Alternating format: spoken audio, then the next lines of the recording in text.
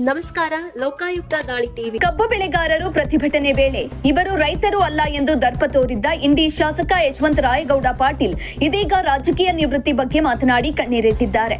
ಕಾರ್ಖಾನೆ ರೈತರ ಸಭೆಯಲ್ಲಿ ಕಣ್ಣೀರಿಟ್ಟ ಇಂಡಿ ಕಾಂಗ್ರೆಸ್ ಶಾಸಕ ಯಶವಂತರಾಯಗೌಡ ಪಾಟೀಲ್ ಅವರು, ನಾನು ಬಹಳ ಶಾರ್ಟ್ ಆಗಿ ಯೋಚಿಸಿ ಈ ತೀರ್ಮಾನ ತೆಗೆದುಕೊಂಡಿದ್ದೇನೆ. ಈಗ ಹೇಳೋದು ಬೇಡ ಎಂದರು.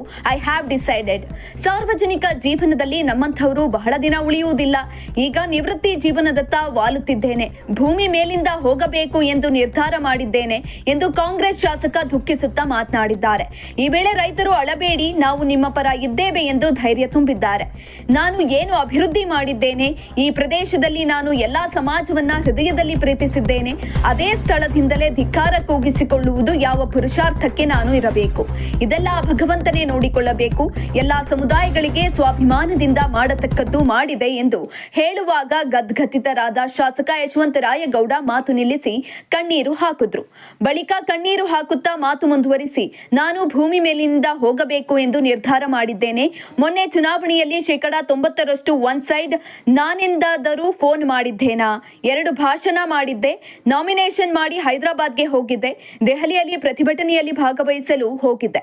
ಹೈದರಾಬಾದ್ನಲ್ಲಿ ಎಸ್ಟಿಮೇಟ್ ಕಮಿಟಿ ಚೇರ್ಮನ್ ಆಗಿ ನೋಡೋಕೆ ಹೋಗಿದ್ದೆ. ಬಸವಣ್ಣ ಅಂಬೇಡ್ಕರ್ ಅವರಿಗೆ ಬಿಟ್ಟಿಲ್ಲ, ನನ್ನಂಥವರನ್ನ ಬಿಡ್ತಾರ. ಆದರೆ ಈ ತಾಲೂಕಿನ ಜನ ಹೃದಯವಂತರಿದ್ದಾರೆ ಎಂದು ಹೇಳಿದರು.